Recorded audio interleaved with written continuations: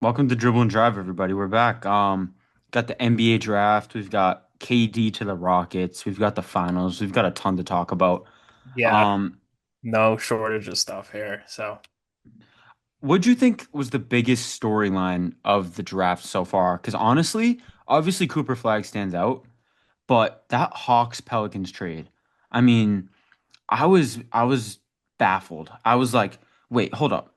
The Pelicans traded their unprotected first round pick next year for and number 13 and gave away number 22. yeah, and that pick is they either get the worst of the like I think they get the worst I don't like they get the sorry, they get the better of either Milwaukee or New Orleans' pick. So it that those are that's a guaranteed top 10 pick for sure. One of those two teams isn't going to be good. So, So yeah, I mean, like what if Giannis goes? Like what if the Bucks move on from Giannis? Then the Hawks are getting that pick. yeah. And the Hawks, they were talking about before the draft tonight, but they're kind of a sneaky team to make a move in a trade. Like this is the year, like things are kind of opening up. Like who knows, Hawks could kind of turn it around. And Right? then if you think like, all right, maybe we can't build a team around Trey Young after a year or two of this, like yeah, it gives you options, but at least like you're running it back with the guy who got you to the conference finals beforehand. So I agree. I'm a big Trey Young fan. Like obviously he is what he is defensively, but I think he's an all NBA lead guard. He can give you 25, 30 any night. He can hit game winners. He can give you 15 assists any night he wants. And then the way Jalen Johnson was playing last year, Dyson Daniels, a deep boy candidate, the perfect fit in that backcourt. Way better than DeJounte Murray, who needed that ball in his hands. Daniels, improving three ball, former top 10 pick, can handle it, but he's there to play defense. Reese Shea, first overall pick. Obviously, like not like a blue chip prospect, but that he could be an all-star. And then Jalen Johnson, he could be an all-star. I mean, five yeah, I assists, love Jalen 19 Johnson. points. He's a beast, two-way, can do everything. Pass, shoot, score. And then Okongwu and KP as the big men. And you got off that Terrence Mann contract. Yeah, no, I like it. And I don't know, you got some youth, but also like room to grow. You know what I mean? Like, I feel like Trey Young and Nekwa Okongwu have been playing together for a few years now where like they probably have some sort of chemistry. I'm just thinking you know, Bogdanovich, guy that's been there a while. No, they moved on from him. What am I saying? But those kind of like guys like they can move on from, but they also have options. I don't know. You know what I'm saying?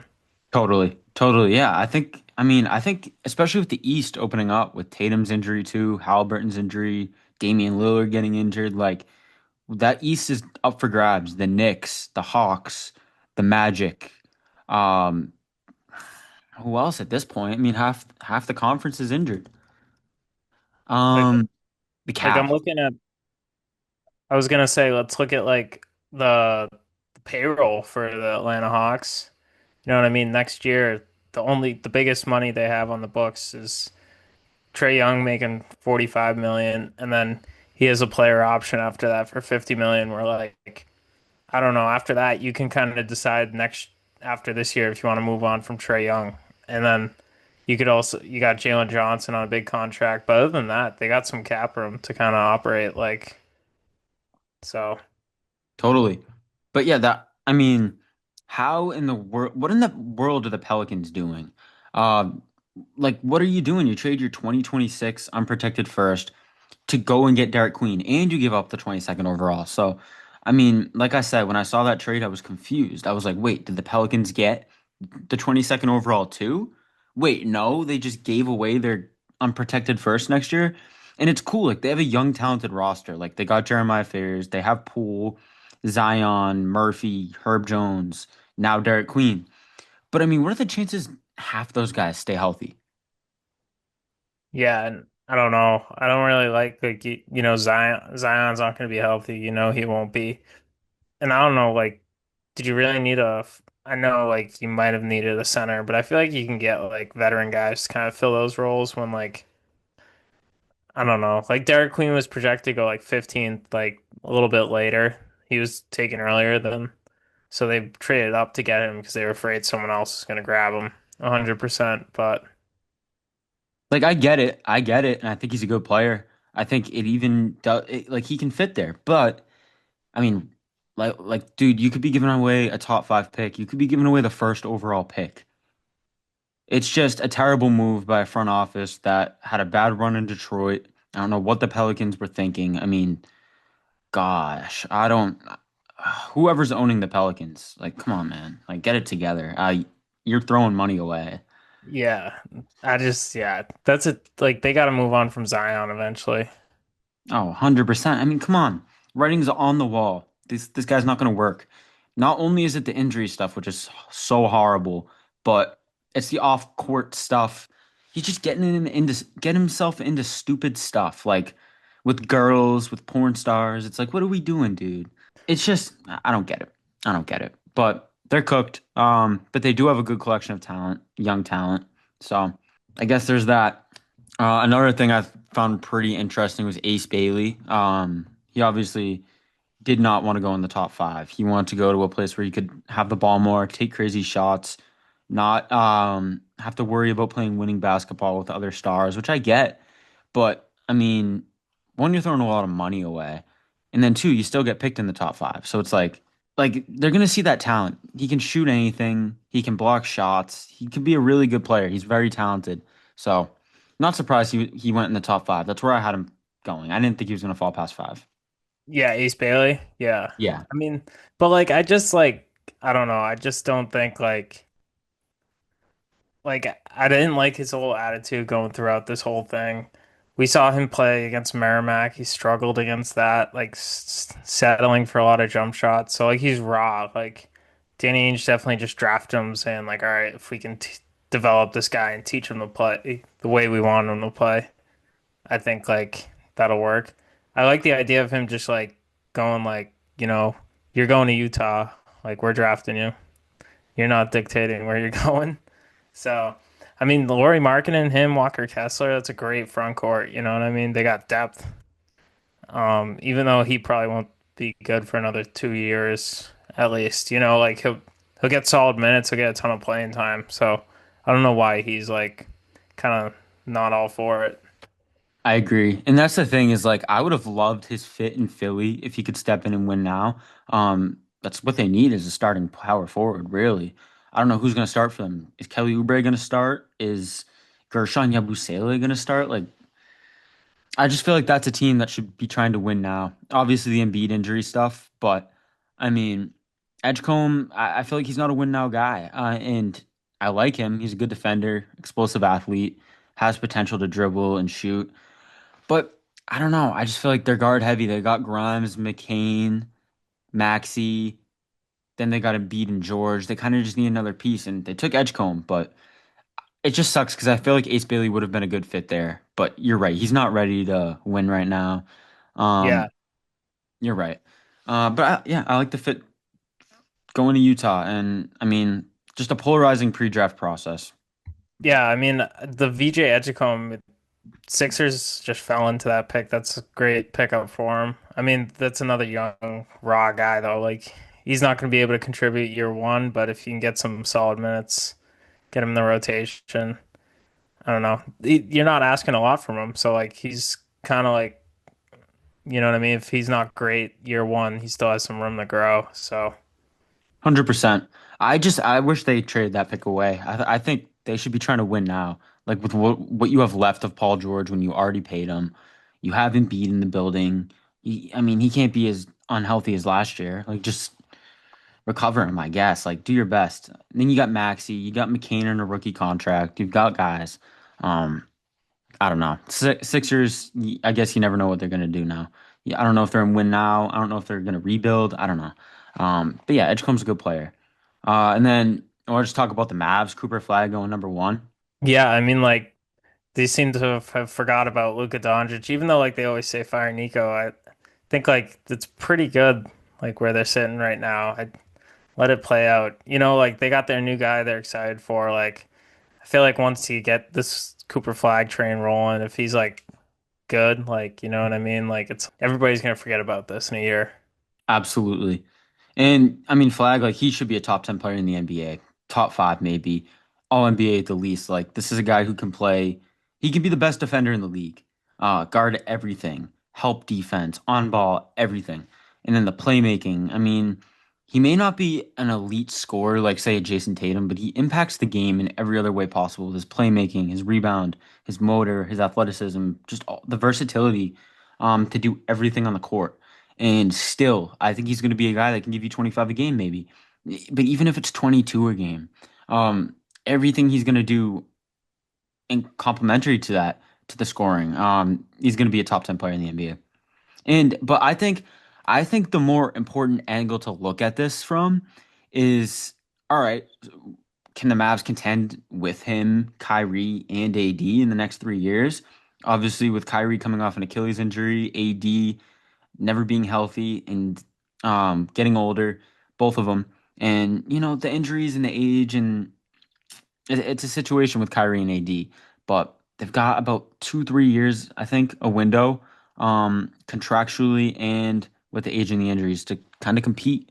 And so, like, probably not next year, but can they be setting themselves up for 2027 title run with Flag, Kyrie a year recovered, and AD? Like, I mean, theoretically, yeah, but like they aren't going to stay healthy. You know that. that's the thing. That's the thing. Right? I mean, and then you got PJ, who's a great role player, but then Clay, who's only getting older and he may get injured. And then, but yeah, I mean, it's a really good collection of talent. It's a really good roster that if there were no health concerns, they'd probably be the favorite to win the 2027 championship. Yeah, I mean, Like one like, of them. yeah, at least one of them. Like, I wonder what their odds are right now. Like, if you look it up, Let me like, see. I'm gonna look that up. 27 NBA championship odds. We're looking at the Thunder, the Knicks, the Spurs. That makes sense. And then Celtics, Mavericks. It looks like Rockets, who we're going to talk about definitely tonight. the Celtics are in there. What? People are going to place that, I think. In the Lakers. No, I don't see the Lakers. People really have faith like Tatum's going to come back. Right.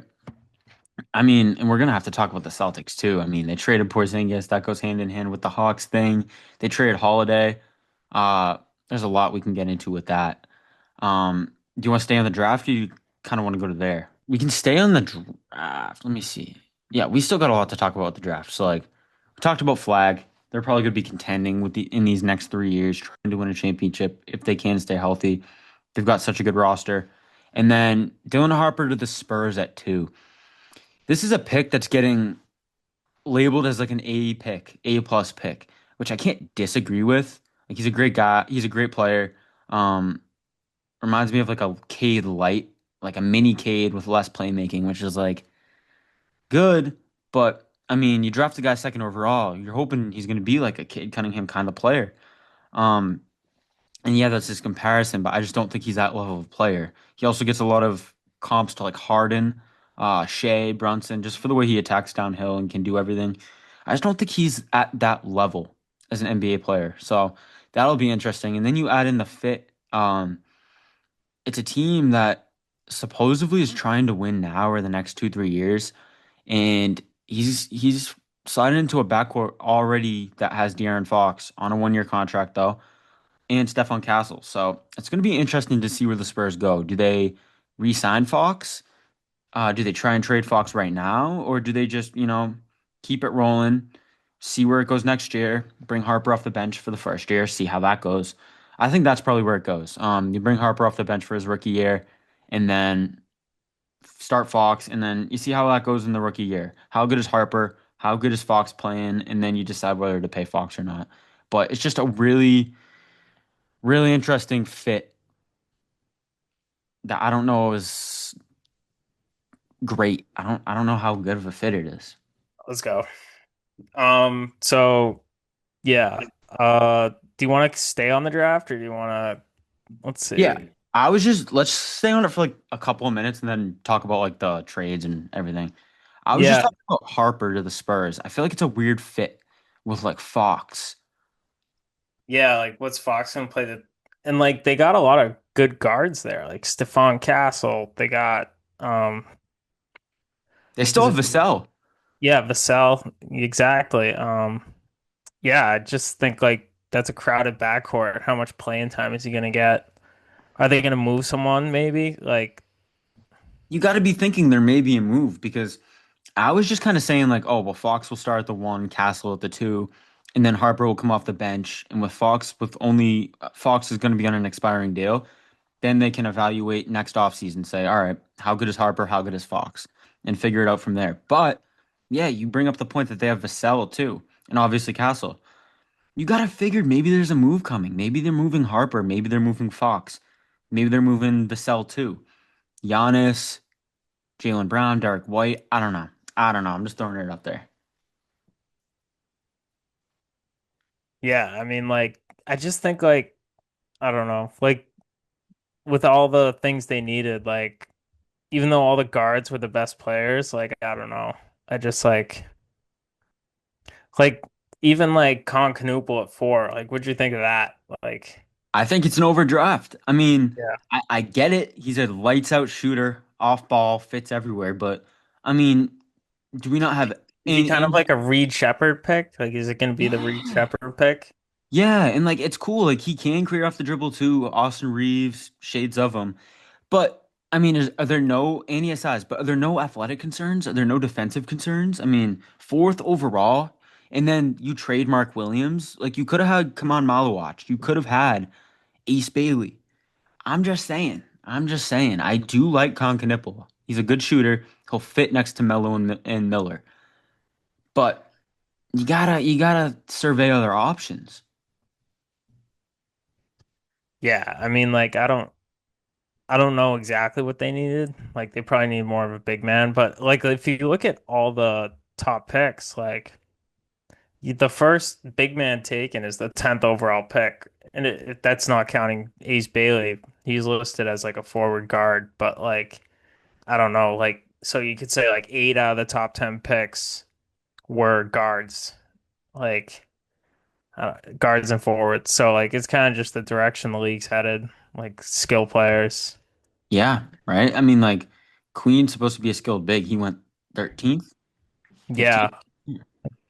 and So that's Malawak was the best center supposedly, and went 10th to the what do you go the Rock? Or he went to Phoenix, so he's definitely gonna play in Phoenix. well, this is another interesting thing.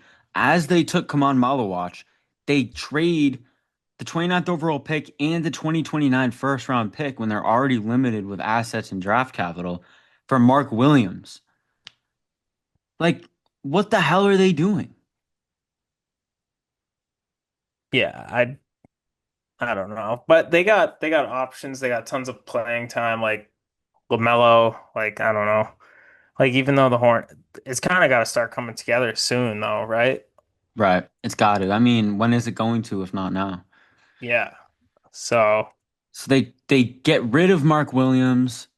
Um, but and then the Suns, like, why do they have Malawach and Mark Williams? Maybe you say, all right, well, Malawach can't play day one. Mark Williams can help us win now, and Malawach can develop. I get that. But you gave up two first round picks when you barely have anything. It's tough. It's tough. So yeah, that's that. But and then this is another thing about this whole Suns thing, because obviously they're involved with the KD thing. What will they do with Green? Because now they have Green, Booker, and Bale. You got to figure. I mean, they can't move off of Bale. They're not going to move off of Booker. You got to figure, and they need a point guard. So you got to figure they're going to trade Jalen Green for a point guard, or they should. Especially because they have solid role players like Grayson Allen, Dylan Brooks, Royce O'Neal, next to Booker and Bale, next to Malawach and Williams. So move Green for a point guard. And then what happened when you gave Booker a good point guard? You went to the finals and then you won 60 games. It just so happened that Chris Paul was too old. So that's kind of what I'm looking at the Suns like. I'm like, come on, get if you're really gonna continue to try and win with Booker, you're not resetting. Go get a point guard. Get rid of Jalen Green. yeah, I mean, like yeah, so they got Jalen Green. I completely forgot about that. Like Yeah. that was one of the offseason moves. Um, So they get Malawach, Green, and Brooks. which is like good if you can flip Green, but Green doesn't fit the roster. Yeah, I mean, the obvious. I think Beal doesn't fit either. Like Oh, I that. 100% agree. But I don't think you can Think get rid of you Bill. think they make the play in? They got to make the play in, right? I think that's what they're trying to do. I think they can, but I completely agree. Like you want to move off of Bill. I just don't think they can at all. With the no trade clause, nobody taking that contract. I think they're stuck. And instead of rebuilding, they're trying to win with Booker, which I get in some ways, but I don't think Green fits. Yeah, no, I agree with you, and I don't know. They just their front court is like Oso Ighodaro and Malawak. It's just like I don't know. Like it's kind of just they're piecing it together. Where like they'll probably make a trade for someone again when they become available. I Could wouldn't be they? surprised. I wouldn't be surprised if the Kings like they look at the Kings and be like, "Oh, all right, can we make a deal with them?" I don't know. That would be cool. My only thing is that I know the Kings want a point guard too. Who could they get at point guard? Like Holiday would have been a good fit there. Jamal, nah, I don't know. Like it's tough to get a point guard right now. Most teams have their point guard, but I feel like that's just what they need because they have like the role players, they have the bigs, they have Booker and Bale. Obviously, you don't want Bale, but you're stuck with them. So if you're gonna try and win, I mean, maybe they just I don't think you can put Bale or Green at the point guard, and they tried Booker there, and it's just redundant. Like you want Booker at the two. And like I said, the last time you gave him a good point guard, they made the finals and won 60 games. So I feel very strongly about that. I just don't know who you can get. Ja? Like, can you get Ja? I feel like that's a going to be a hefty price to pay. Can you get Fox or Harper? Maybe. The Yeah, maybe Like, I just feel like they need a point guard. I wanted them. This is another thing I want to talk about the draft. The Heat. They got and I'm going to try and pronounce his name. They got Kasparas Yakuchonis. Who's kind of I think he's the steal of the draft at 20 for the Heat. Um, a big guard, 6'5" from Illinois. He averaged 6 assists, considered the best pick and roll ball handler in the class, along with Igor Demin.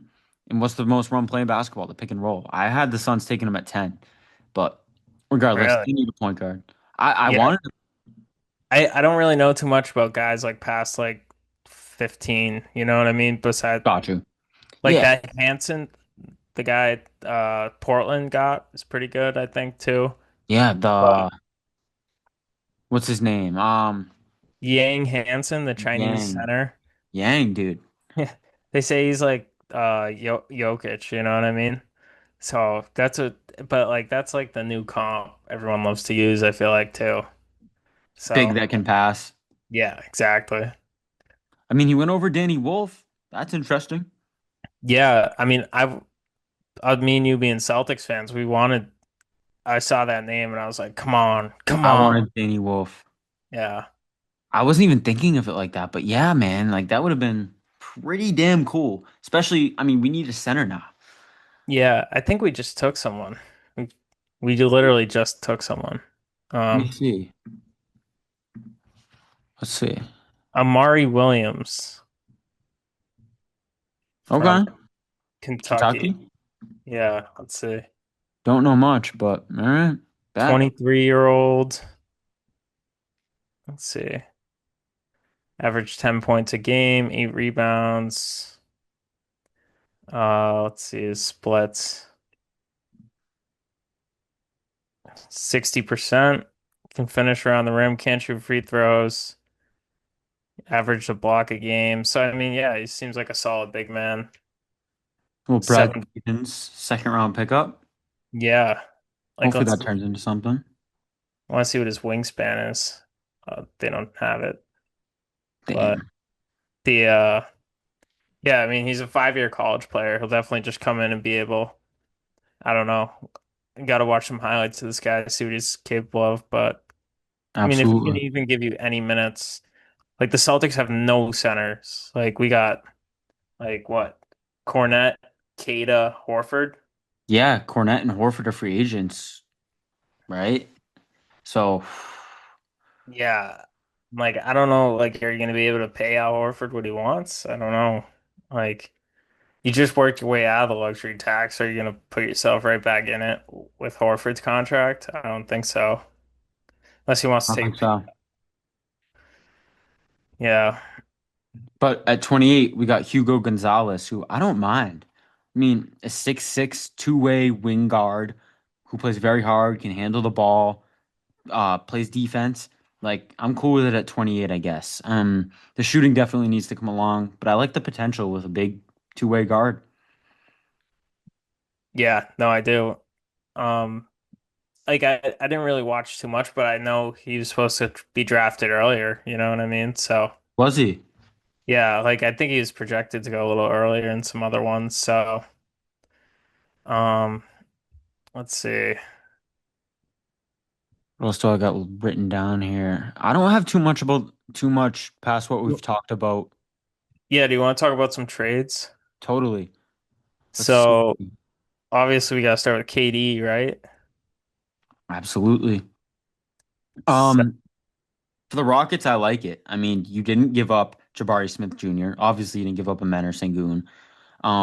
You gave up Green Brooks, which is tough. He was a, you know, veteran hard, role player, 3-and-D, heart of the yeah, team. I mean, leader for sure. absolutely. And then you give up the 10th pick, which is whatever. But you kept the 2027 Phoenix first somehow.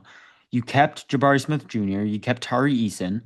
Very, very good for the Rockets. And then you get that. I mean, what did they need last year? They needed a guy that could score, and Jalen Green, at least yet, couldn't be that guy. They needed a guy who could score on the perimeter, in the half court, late in games when they needed a bucket. And who do they get? Two-time Finals MVP, widely considered a top five scorer of all time, Kevin Durant, still averaging an extremely efficient 27 points per game. If you're the Rockets, I mean, you got to be very happy with that. Sure, you lost Brooks, but you still got Eason, you still got Amon, you still got Sengun and Adams. Like, not too much to complain about. And you still got Van Vliet. Yeah, they extended him, right? 2 years, I saw. Yes, they did. And cheaper than the player option, too. Yeah, so yeah, you stretch that out over 2 years. Yeah, I mean, you keep most of the core together. Like, theoretically, you should be a top three seed in the East or the West. So I don't know. We'll see. We'll see what they like end up doing Absolutely. to finalize like their roster. Like, I don't know. Is there another move to be had? Like, do they want to go get like another center or like I don't know. You know what I mean? Yeah, they might need another. Maybe they want another defender. Maybe they want another ball handler. Right now, you're looking Yeah. at Van Vliet, Amon, KD, Jabari, Sengun to start, and then off the bench you got Eason, you've got Reed Shepherd, I guess, and you got Steven Adams. Um, I so mean, Reed Shepard, yeah, you got to hope he just develops a little bit more this year. You get yeah, something. and if not, I mean, maybe they can trade him. Who knows? I mean, like anyone that could just either play defense or ball handle or both. I mean, Marcus Smart. I don't know. I don't know. I don't know. Like somebody, anybody. Like I feel like you could definitely get Marcus Smart for Reed Shepard. Yeah, 100%.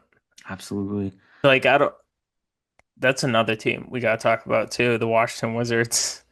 What are Hmm. they doing?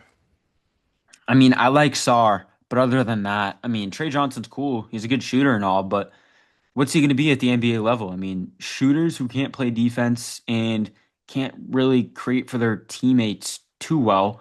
I mean, you never know what's going to happen with that. So how's he going to progress as a playmaker, and how's he going to progress as a defender? Although I do like the shooting, both off the dribble, on the catch. He's a good shooter and scorer. What else? Yeah, Can he do? Could he yeah, be Bradley Beal in the NBA, which would be a good thing, or is he going to be just a guy who can shoot? Aaron Nesmith before the defense.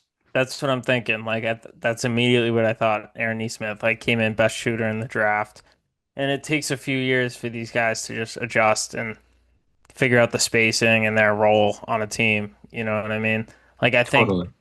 and this guy's gonna have the green light, but like, I think like Corey Kispert will play over this guy. Like, they'll he's got some good veterans to kind of surround him, so I think like he'll be set up for success. But the Wizards, like, what do they got? They got Chris Middleton, Marcus Smart, like they traded for Brogdon yeah, Brogdon, like bunch of onks out there. making a lot of money. Yeah, like are they going the OKC method and just trying to eat bad contracts and take picks on and just keep drafting? I Um, think so. like are they going to be able to flip one of these guys? I don't think so. Like I don't think there's enough money to go around that like anybody's going to be like, all right, we can trade for max money Chris Middleton or even Marcus Smart making like 25 million or something like that. I forget what it is, but Who the hell wants that? I know nobody. we mentioned him with the Rockets. I didn't even think of the money. I'm just thinking of like a guy who can come play defense and handle the ball off the bench. Yeah. But yeah, I don't. I mean, they got Bub Carrington. That's a guy I kind of like. He's kind of a bucket. They got AJ Johnson, who kind of sucks right now, but there's shooting potential. Um, but yeah, I don't know how to feel about that. I do like Trey Johnson. I think he can be. I mean, if he can put it together, start creating for others, maybe play a little bit of defense, who knows? Maybe he could be a Bradley Beal in the NBA, which I know is not a good thing right now because of the amount of money he makes. But I mean, he led the league in scoring. He can. It's because what he can do off the dribble as a scorer. I think that's what you're hoping for Trey Johnson is to be a Bradley Beal. Yeah. Um, and we'll see if he develops. Talk So about. what do you think of that game seven there? I mean, I think my instant thing is that the Halliburton injury kind of ruined it.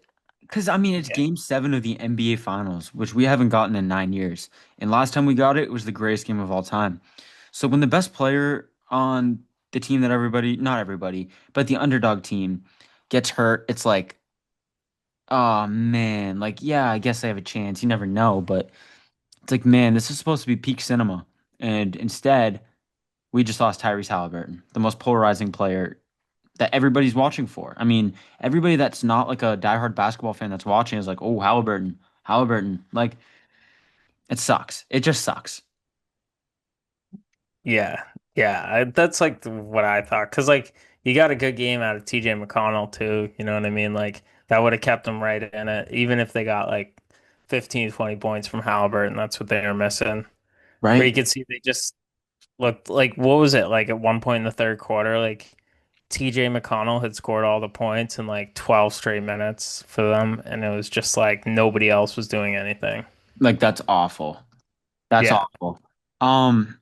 What I thought too was that the game just kind of highlighted how important and how good Halliburton is. Um, because I just want to pull up the box score. Um, Yeah, I gotta like refresh myself. Let me see. So Siakam, he had 16 points, 5 for 13. He couldn't get the ball. He couldn't get to his spots. I mean, you kind of see the impact of how Halliburton and his gravity and what he does as a playmaker and why he's so good.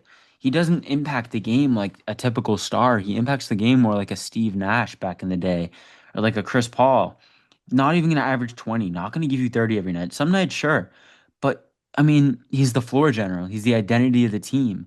That's what And in he that first 6 minutes, he was balling. Like, or balling. Three what do you threes. have? Like almost 10 points. Like, He hit three threes. yeah. I mean, Like, dude, I looked in the middle of the second quarter and he was still leading the team in points. I mean, Nemhard played well. Like I was impressed by Nemhard. I liked the way Mathurin attacked. McConnell, obviously. But I mean, you got 0 for 4 from Obi Toppin, 1 for 5 from Aaron Nesmith. Siakam, we talked about it. Turner, 4 shots. Like it really, really shows the impact of Tyrese Halliburton. yeah. And like even I don't know, you got a good Matherin game, but he started cooking when it was over. You know what I mean? Exactly. Exactly. 10 free throws, 13 rebounds. Like the dude, what I respect about Mathurin is that he didn't give up. Not one bit. He was the one hyping his teammates up. He was the one saying, "Go, let's go, attack." And he wasn't getting enough. But yeah, like I I also said, think like Miles Turner, he didn't really give you much. Like there's some games this series he dominated, and then some games you're like, is he even out there? Like, I don't know. yeah, Like dude. I mean, he'll give you some blocks, but and some rim protection, but even then, he's not the greatest defender in the world. And offensively, I mean, if his shots are falling, you're gonna have people saying, "Oh, this guy's a top 5 center." If his shots aren't falling, like you said, you don't even know he's out there.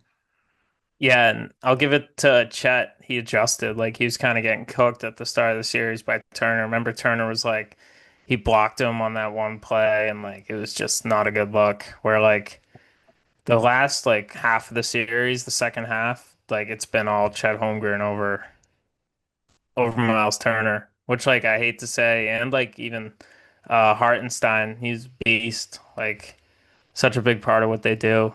Um, I mean that OKC team, like it feels like you didn't even like. I saw a stat they didn't shoot above like 30% in the playoffs, and they still won like this, which is like kind of insane. Insane. Um, but yeah, Chet, 5 blocks, 6 for 8 from the field. That's all you need from him. It's his elite defense. Give you some rebounding, some size, and shoot the ball efficiently. Don't shoot the ball like he did for the first part of the finals. Don't shoot like he did for some parts. Uh, just give us some efficient scoring, some efficient shooting. That's all we need. Yeah. And he'd pick his spots better later in the series where you felt like he was like, oh, like I gotta score here. And then that's when Turner was kind of taking it to him and then when like finally guys started knocking down shots, then they were like, all right, we can't help as much. And then Chet kind of just took over from there. Got to give it to him. Exactly. I mean, Shea, 8 for 27, but I mean, they got the job done. But that's the thing is, if Halliburton was playing, I mean, you don't know what happens. It sucks. It sucks. But credit to the Oklahoma City Thunder, 68 wins, the second greatest net rating of all time, in a championship in Game 7 of the Finals. You got to respect it with how young they are, the youngest The NBA youngest. champion. Yeah. I was about to say that. I'm like, you're leaving out like the most important part, which is like the youngest. It's So like important. they Like got all the, Jalen Williams and yes. Chet are in their third years. Chet second, basically. Super impressive. I mean, I didn't think this was coming yet. I said it all year. I was like, no matter how good this team is, I just don't. I'm not betting on them to win the championship, especially with the odds they were at. But regardless, I mean, I wasn't betting on it. Like I, I thought I didn't think J Dub. I said it all year. I did not think J Dub was going to go into the finals and be that second option. And he didn't have the greatest shooting series, but he did it. He did it. And that's all that Yeah. matters. Yeah. He stepped up when it counted. And I mean, like, honestly, I thought he was more reliable than Shea at times. Even though Shea would give you like 30 points, it would be like on inefficient shooting and he's trying to get to the line at time where Jalen Williams, he found his spots. I'm gonna like pull up his splits for the series, but I mean, Shea, I, game 4 though. Game 4, Shea, when he took over in that fourth quarter, that was a moment that will be remembered in his career forever. yeah, and like I'm like this team's like so together, like it's a unit. Like each other's success is their success. Where like the second like Shea won the Finals MVP, he's like, "Here, J-Dub, like this is yours too," and like he was like lifting it up and hoisting it. So like I don't know that, and they all just seemed like a whole bunch of kids. You know what I mean? Like they didn't even understand like the gravity of it. I feel like they were Because they just like, are. They are kids. And that's the craziest part. yeah, and it's like you see the locker room after the game, like not a lot of beer was drinking. Like it was just like seemed like a very like relaxed, chill group of guys who are all like friends. So like, I mean, that's probably what makes it work. You know what I mean? Exactly. And they brought in Caruso as that veteran, Hartenstein, if you call him a veteran.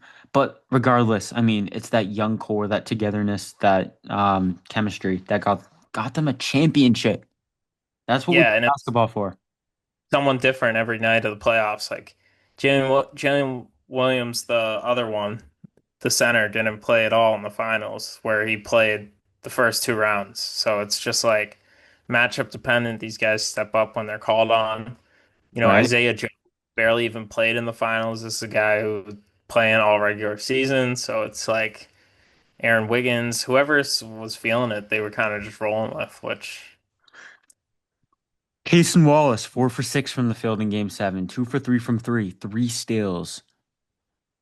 when Hats he off, played, man. yeah, when he plays well, that was like their X factor. You know what He's I like mean? that Like, Swiss Army knife. yeah. Like I'm trying to see, let's see, game log. Yeah, like. even though he only had double digits twice in the series and he started earlier, like that was definitely a mistake. But like there was one game he went 3 for 4 from three, and then final game 2 for 3. You know what I mean? So stepping up. I mean, like, I don't know. Everything about this Thunder team, how can't you love it? Like, and what's so scary is they have all these picks. It's like, oh my God, like they're just gonna keep recycling this and trading guys and then drafting well and like yeah, like people always say like, oh, the finals favorites, like favorites for next year, and it's I've had 6 different finals champions in the last 6 years, but I think like I think like this is the team that can repeat. Absolutely, because they're so young. Two things. They're so young and you expect progression from a handful of guys. I mean, you expect Wallace to get better. You expect Chet to get better. J-Dub to get better. I mean, that alone Hey, is crazy. And then you consider the fact that they're all under contract for another year. Every single one of them. they got yeah, Caruso, Hartenstein all locked up, like yeah, and then they're gonna just trade whoever wants the most money or whatever it is, but Now that's the thing. And before I move on to that, I just want to say the Celtics, I mean, obviously they were so good that people thought they were going to repeat. But I mean, there was the injury thing with Porzingis. There was the holiday age thing. There was the amount of three-point shots that they take. What's the percentage of chance that all those are going to go in again? I think we could kind of see that writing on the wall with those two things, the injuries and the three-point shooting and all that. But the Thunder, I mean, you expect these guys to just get better. You just expect yeah, all of them to get better. They're so they young were they're one of the top three offenses in the NBA and the best defense. So it's like on what all-time defense. yeah, like you always say defense wins championships, but you need to be decent on offense to even compete in basketball. And it's just like these guys are dominant on both ends of the floor, and it starts on the defense, but the offense isn't no pushover either. Like, and you said the second best net rating of all time. Like, I don't know, it's that's gonna be hard to follow, but like if anyone can do it, I mean, it's the I mean, same team except all these guys getting better. yeah, I mean the numbers don't lie, right? Like it is what it is. They're one of the greatest teams of all time. The 90 and like it's not like oh they're second to like some random team. No, it's the 96 Bulls. And then you look at the teams around them, it's the 17 Warriors. It's like come on. Like Yeah, so yeah. that's but the thing that yeah, you did bring up, are they going to be able to pay so they already paid Shea, but they're gonna have to pay Shea again. So that's something. But are they gonna have to pick between J-Dub and Chet? Or no, I don't know. Yeah, I don't know. I really don't know how I I haven't th looked at the salary at all or anything. because if Chet makes All NBA or Defensive Player of the Year next year, I mean, we're talking about a supermax contract for him, which Jalen Williams made All NBA, so he's gonna get that too. And then Shea is just gonna get what's the word? Ridiculous, just Yeah, ridiculous amount of money, 70, 80 million, something like he'll that, which he probably is become the highest paid player all time. absolutely. But I Yeah. mean, it does like you do have to worry about that. And like also like the Thunder won this year, yeah, but a lot also like they beat some really good teams. Like I'm not discrediting it, but like as people say with the Celtics, a lot went right. Like with other players, like, you can't help but think if Halliburton wasn't injured or if Tatum or you know what I mean? Just like I don't know. Like people love playing the injury stuff, but I feel like you can only play who you play and control and it's like Oh, yeah, I don't know. yeah, and you can bring that injury excuse for every year. The 2020 Lakers. Okay, let's start even earlier. The 2019 Raptors, Clay and KD tear their ACL and Achilles. 2020, the bubble Lakers, the Clippers love to throw those excuses out, and everybody calls it a bubble ring. Or I mean, obviously it's a bubble ring, a Mickey Mouse ring. Alex 2021, Caruso called it one. exactly. Like, come on. Yeah. Like, the 2021 Bucks, the Nets KD injuries, and then on the other side of things, the Clippers injuries. 2022, the Celtics.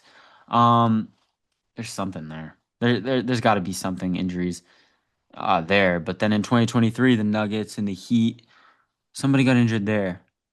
Yeah. So like I It don't know. I happens kind every of hate year. that argument. It Yeah. sucks. You can bring it up every single year in NBA history, really.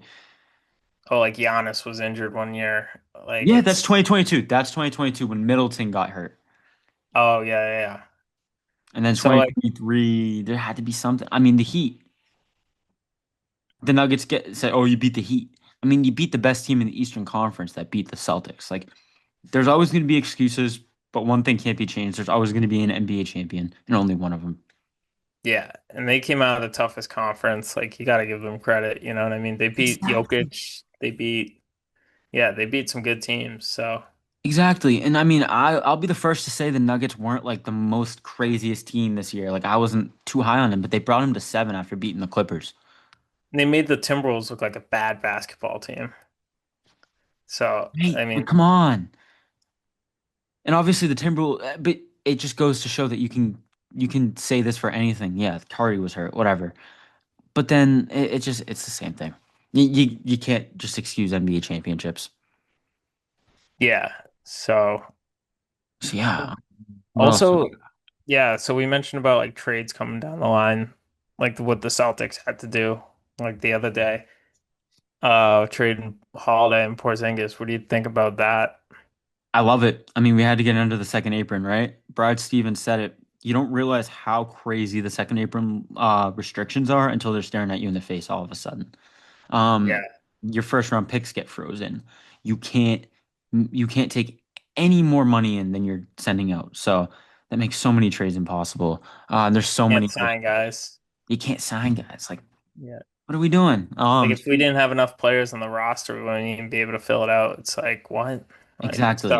it just handcuffs you. And Right. like you knew they knew about this 2 years ago when they put all these guys together that this was going to be the case coming down the line. Maybe not getting rid of both of them, but one of them. But obviously now that Tatum's done, that kind of changes what they're doing. Right. Um, And if you're winning, you can excuse paying a lot of money in a lot of ways. But when it's 2 or 3 years in the second apron, you start to have your first round pick move to the end of the first round every year. So it's like we're gonna do that to not even have Tatum next year. It's not no, no. We're getting out of that second apron. We bring in an expiring contract in Anthony Simons. We can do whatever we want with them. Um, like it opens up a lot of possibilities. So we have Tatum, yeah. we have Brown, we have White, we have Simons, we have. I mean, who else do we even have at this point anymore? Pritchard. We still have Hauser, who could be moved. So, so the deal with that Porzingis deal is, uh, Simon's a free agent after next year. So he's making like 20 million now, I think. So it's like, It's like 25, 26. It's kind of high, but it's one year left. yeah. So like, I don't know. Like, you're gonna have to. Is that a guy we're gonna keep? You know what I mean? Or are you just gonna let him walk out the door and get nothing for it? Um, If we don't move him this offseason and we play with him next season, what I think is he can shoot, he can ball handle. I don't think he can be the starting point guard, but he can be something. He can start the two if he proves his defense, or he can come off the bench depending on the price. Or we just move him before next season. yeah. I don't know. Will they have Jaylen Brown play more small forward and then allow room for another guard to slide in because we're weak in the front court? Who knows? But like I don't know. Like you said before, I think White's kind of the next guy. Um, I still think he's gonna get moved. I just think like contract situation, he's getting older. You don't really know with the Celtics, and you don't want to tie up another 25 to 30 million. And when's the value for him going to be any higher than right now after Olympic gold medalist, NBA champion, all defensive? Like, get this guy's get a good haul for him. You know what I Right? mean? While you So you give can. yourself cap flexibility going forward. You never know who's going to request a trade, so it's Right? I mean, I think we should trade Derek White. You figure Mikal Bridges and Bame went for 5 and 4 first round picks. White's about to turn 31, better be turned 32 by the time Tatum gets back. He's got 4 years left on his deal. That's a lot of money to pay him, 30 plus at his age. Like let's move him. Let's move him. Let's get a haul. Let's get rid of his money. Let's reset. yeah. You got to think how many He's going to teams. be 33 by the time we're ready to compete again. That's what I'm saying. That's what I'm saying. Um, so yeah, that's what we're looking at. And then you think, well, how many teams win a championship, especially more than 1 year apart, with the same core? How many teams win multiple championships with the same core? Especially more than 1 year apart. Like, are we really gonna get what we had? Like, you gotta figure White, in this core's days, their best days are behind them with age and the amount of money they're making compared to what they were making when we won the championship. Yeah. No, I mean, I agree. It's like, yeah, it's a necessary evil, but I think it helps in the long run. You can get probably like two or three first round picks, I'm guessing, right? For White. At least, come on, at least. Yeah. You gotta figure the best days are behind you. And if you're the Celtics, you gotta move off the money, Yeah. get younger. And I think, Maybe eat a bad contract for this season.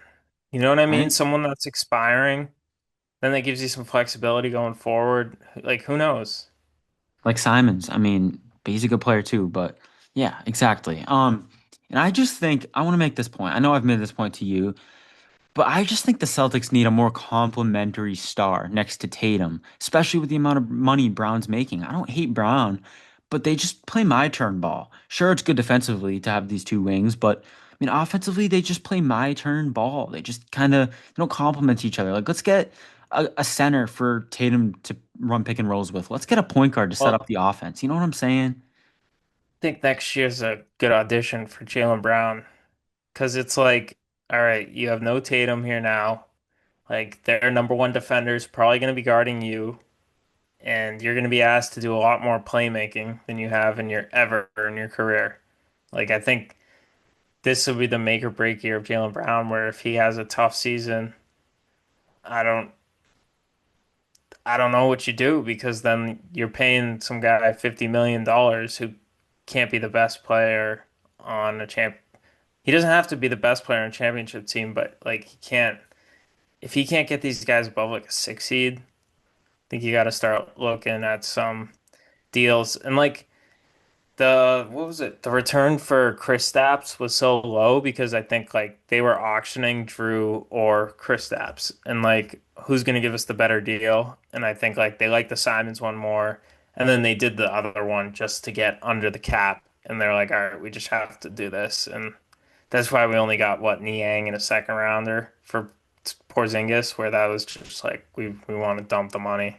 Exactly. Um, a lot of Celtics fans don't like Niang because he did that thing to Brown, like on the bench. But I think like you got to give the guy a chance. The guy's always played for a contender in his career. You look at his stats across the board. The guy can shoot the basketball. He shoots almost 40% from three every single year. Like this is a guy that's gonna fit in Missoula's system. He'll stretch the floor. He's big, physical. He's from Boston, so think about this. Like he's always wanted to play for the Celtics. I'm sure he's gonna fight like hell to stay and be on this team because he's probably like, hey, this is the team I grew up watching. Like, if it doesn't work, it doesn't work. But this is a guy who's always played for a contender. I feel like besides with the Hawks last year, he got traded from the Cavs, but he was on Philly. He gave Philly a good few years. Like, this is a guy who can play a good power forward, small ball for sure. Exactly. Like a guy who can shoot the ball, a guy who can defend, a guy who can play winning basketball. Um, I mean, He's not going to wow you. He's not going to blow you away with your athleticism, but he's a guy to stand in the corner for Joe Mazzulla in his system. right? And Dude can like, shoot the ball. yeah. So Like, yeah, and Brad Stevens traded for him. Like, when are we gonna start? When are Celtics fans just gonna start trusting Brad Stevens? I think he's got it. yeah. I agree with So you. I don't mind Yang, but yeah. that thing that he did to Jalen Brown, it's in my mind, Very, very scumbaggy, but that's one of those guys I feel like you hate him when you play against him, but you love him when he's on your team. right? Like he Like, probably just wants to win. yeah, like he's not afraid to go at guys. He's always like yelling. I feel like I've watched this interview with him too. I always see it before like an edit, and it's like him talking about Ben Simmons in Philly, and he talked about like how much he hated the guy, and he was like, every time I play him, I want to kill him. Like, Really? I don't Huh? know. I feel like that's the kind of guy you want on your team. You know what I mean? Like, I totally agree.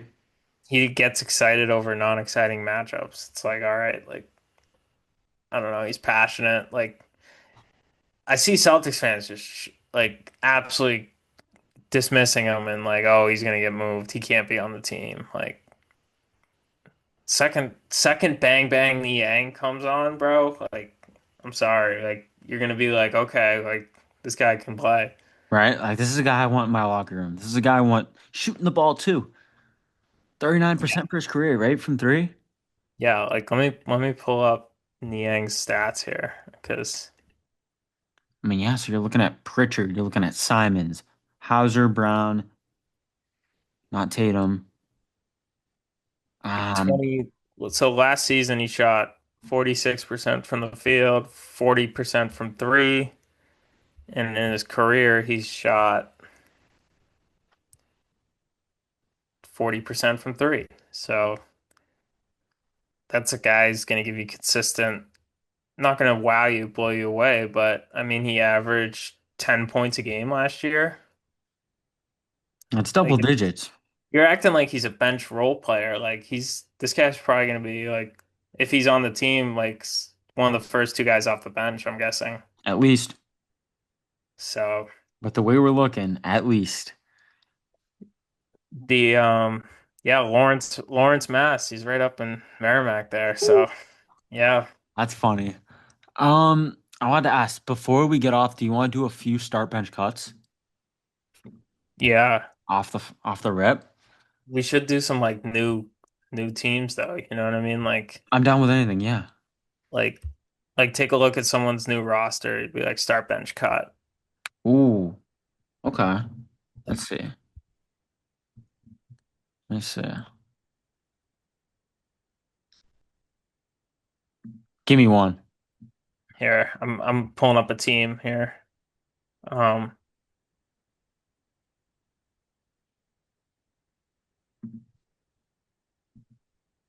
all right, right. Did where did Walter Clayton? Oh no, never mind. He went to the Jazz. All right, so start sick cut Keontae George, Walter Clayton, or Colin Sexton.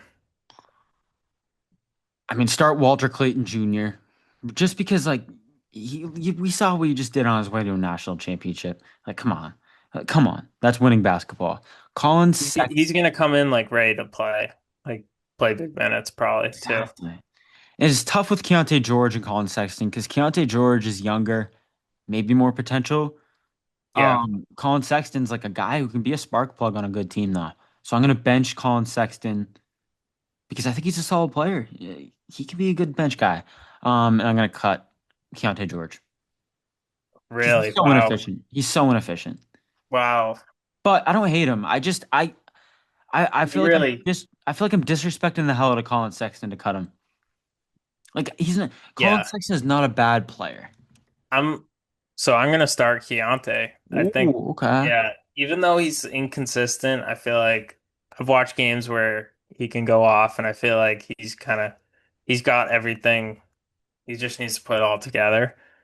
Where I don't know, I feel like I'd bench Clayton and then probably cut Sexton. I agree with you, just because like Sexton, like I feel like he's a little bit too out of control, even though like his energy and his passion, like I don't know, he just kind of he's almost like out of control.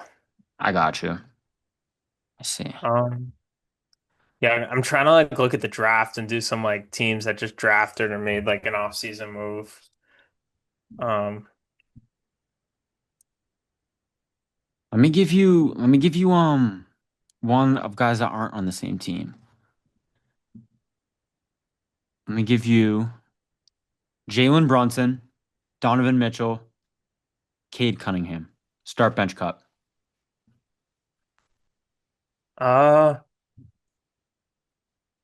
Probably gonna start Cade, and then I'd say this is I'm biased. I'm very biased, but I'm gonna say Mitchell. I love Mitchell. I've always loved Mitchell since Utah.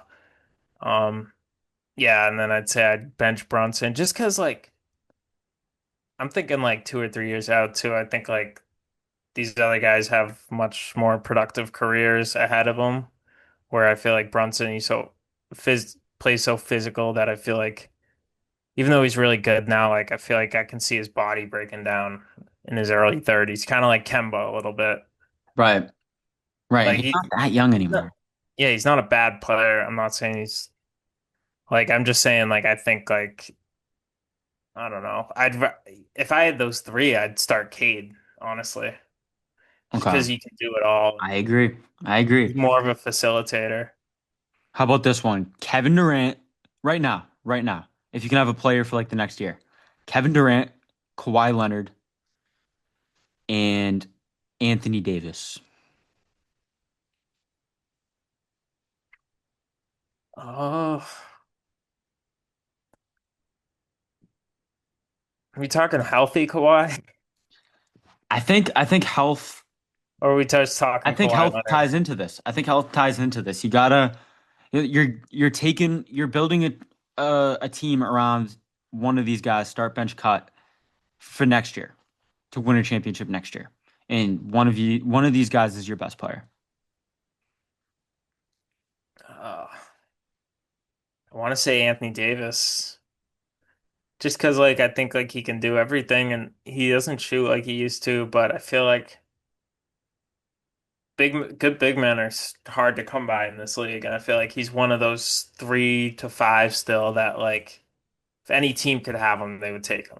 So I think gotta go AD and then gotta go KD and then just strictly on health, even though he's been a little bit injury prone, like you gotta Kawhi just hasn't played in the regular season when he's healthy, man. We saw in the playoffs, he's the same Kawhi Leonard we remember. Like, and that's why we talk about him that way. Like he just takes over games and like when he gets going, it's so like methodical and you're like, whoa, but KD's just way more consistent. I feel like you know what you're gonna get out of him, even though it hasn't contributed to winning basketball. It's a one-on-one scorer. He's got to be the best of all time. So I'm benching him and then cutting Kawhi, sadly. I like it. I kind of agree. Um, so yeah, you got any? Let's see. Oh, all right. I got one for you. Um, Start bench cut Miami Heat edition. Yaku Cianez. I don't even know how do you say that? Hakwes? No, Yaku, the guy they just drafted. Oh, Kasparas Yakuchonis, I think. Yaku Chonis, Rozier, or Davion Mitchell. I'm starting I'm cutting Terry Rozier off the rip because the amount of money he makes, sure, he could be a cool spark plug scorer, but the amount of money he makes combined with the gambling thing, combined with his inability to run the point, get him off. This is tough though. I'm gonna start Davion Mitchell and cut Kasparas because Kasparas I think has more potential as an offensive player, but Davion Mitchell, I mean, his two-way ability and his ability to shoot the ball and his ability to handle the ball, combined with his elite defense, I think he's a Derek White, Drew Holiday clone, just not as good, but also very much younger. Okay. Let me see. Here. Let me see if I got any more for you. I can queue up here. Okay, I got one. Um, just to build your franchise around. Start bench cut. Evan Mobley, Jalen J. Dub Williams, and Tyrese Halliburton.